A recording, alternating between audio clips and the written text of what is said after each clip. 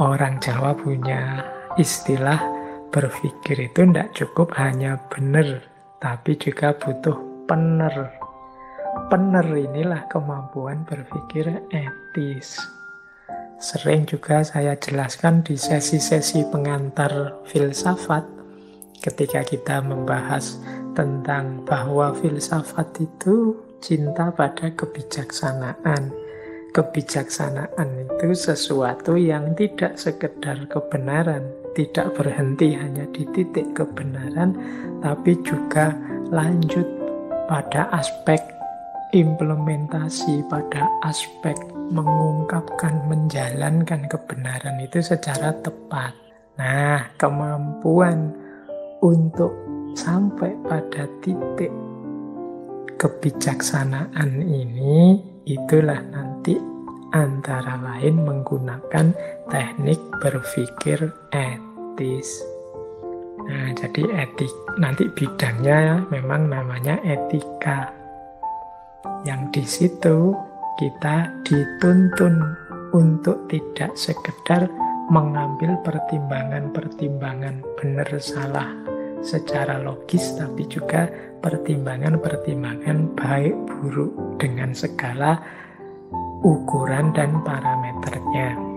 Orang hidup itu tidak hanya butuh logika, tapi juga perlu etika. Baik, bismillah, kita mulai ya. Tema kita berpikir etis ini. Kita awali dari kondisi mental manusia sehubungan dengan berpikir etis atau membuat keputusan etik. Ini sering disebut perkembangan sikap moralnya manusia. Kita ini kan hidup sehari-hari, pasti meskipun tidak belajar berpikir etis ini menggunakan pertimbangan-pertimbangan etik. Nah, dari sisi pertimbangan etik ini ada perkembangan ternyata hidup kita itu sejak kecil sampai dewasa. Ada perkembangan sikap moral. Ada namanya anomi, ada heteronomi, ada sosionomi, dan puncaknya adalah otonomi. Ya tentu saja anomi ini yang paling rendah, paling dasar, kemudian heteronomi, kemudian sosionomi, kemudian yang dianggap paling matang itu otonomi.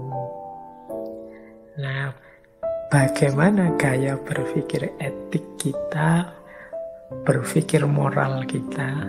Ada yang anomi. Anomi ini anak kecil yang akalnya belum berkembang, sehingga ya dia tidak peduli dengan moralitas, wong dia belum kenal. Namanya anomi. Ya pokoknya dia yang dia lakukan suka-suka saja, seneng-seneng dia saja. Jadi dia ingin ke sana, dia ingin kemari, dia ingin melakukan ini, banting itu, dia ingin nyeret ini, dia ingin apapun dia lakukan, ya dia tidak akan peduli dengan pertimbangan-pertimbangan moral. Ini anak-anak kecil yang akalnya belum lengkap. Namanya anomi. Ya semoga kita yang sudah dewasa, sudah akalnya jalan bertahun-tahun ini tidak ada di level ini. Kalau ada orang sudah dewasa kok masih tidak peduli dengan pertimbangan-pertimbangan nilai dan moral, berarti levelnya level anomi. Jadi level balita. Nah, jangan-jangan ada orang yang tinggi, besar, gagah, sudah sosoknya menyeramkan besar, tapi mentalnya, sikap moralnya masih balita. Masih kayak anak kecil, masih anomi. Kalau anomi masih belum ada pertimbangan moral, berarti tidak bisa berpikir etis. Nah, naik satu level, level heteronomi. Level heteronomi ini sudah mulai memikirkan mana baik, mana buruk, sudah mengambil sikap-sikap moral. Cuma keputusan-keputusan moralnya bergantung pada yang dia ikuti, otoritas-otoritas yang dia percaya.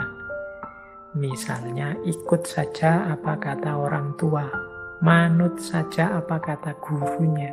Nah, ini namanya heteronomi.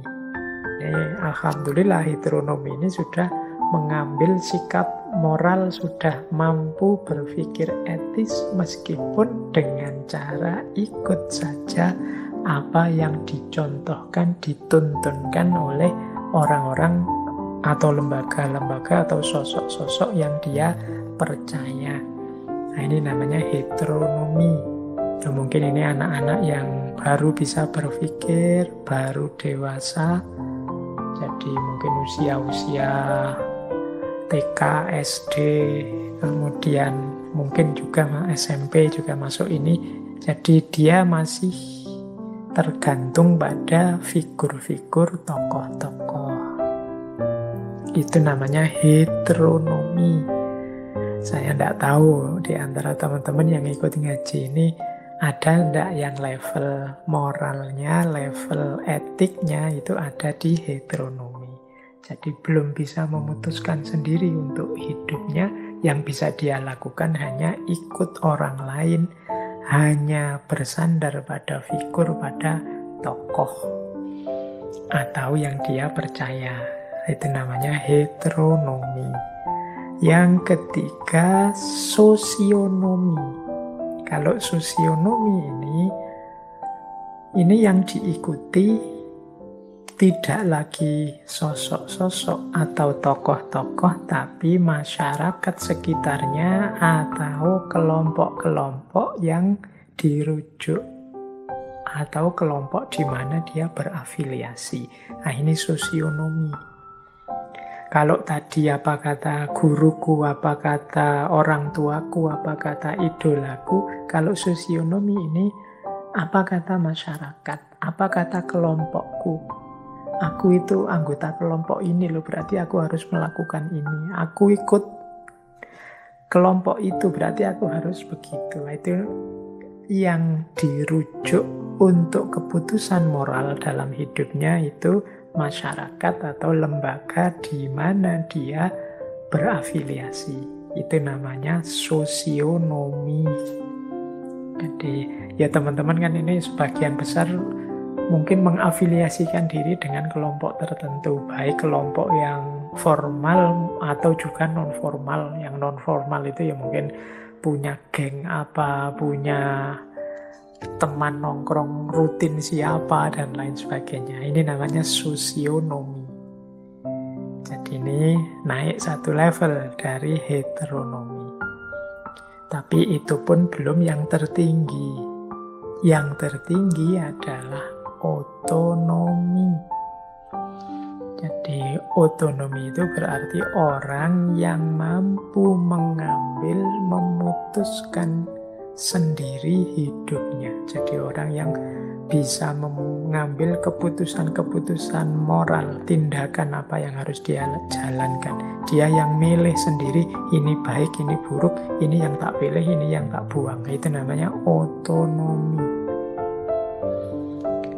Mungkin teman-teman tanya, orang yang sudah otonom itu apa tidak butuh kelompok, Pak? Tidak butuh figur-figur rujukan, Pak? Kan manusia terbatas. Ya pastinya. Jadi setiap orang sebenarnya ya pasti membanding, mencari, merujuk ke mungkin orang lain yang ahlinya, mungkin kelompok yang dia percaya. Tapi seorang yang otonom itu memposisikan orang yang dia idolakan atau kelompok yang dia idolakan itu hanya sebagai referensi dan rujukan. Keputusannya sepenuhnya ada di tangannya. Nah, ini namanya orang otonom. Aku bisa kok menolak kelompok itu atau menyetujui kelompok itu, tapi aku milih setuju karena menurutku kelompok itu baik dengan alasan 1, 2, 3. Ini namanya orang otonom, meskipun tetap ikut kelompok itu atau tetap mengidolakan tokoh itu atau figur itu. Sebenarnya aku bisa ndak ngefans sama tokoh itu, tapi aku tetap ngefans. Aku tetap ikut yang dia katakan menurutku benar dengan pertimbangan-pertimbanganku sendiri. Nah, ini namanya orang otonom, pilihanku sendiri. Jadi, dan kalau memang pas gagasannya ada yang nggak cocok, ya aku nggak akan setuju. Kalau dari kelompokku ini ada yang salah, ya akan aku sebut salah. Nah, ini namanya orang otonom. Jadi, ini level-level perkembangan sikap moral dalam hidup manusia. Semoga ini nanti bisa jadi peta bagi teman-teman untuk membaca. Disinilah nanti orang bisa mengukur kemampuan berpikir etiknya. Ada yang sama sekali tidak mampu, namanya anomi. Ada yang hanya ikut orang lain saja secara tidak kritis, namanya heteronomi. Ada yang tenggelam oleh kelompok sosialnya, namanya sosionomi. Ada yang kokoh, mandiri, mampu mengambil keputusan sendiri, namanya otonomi.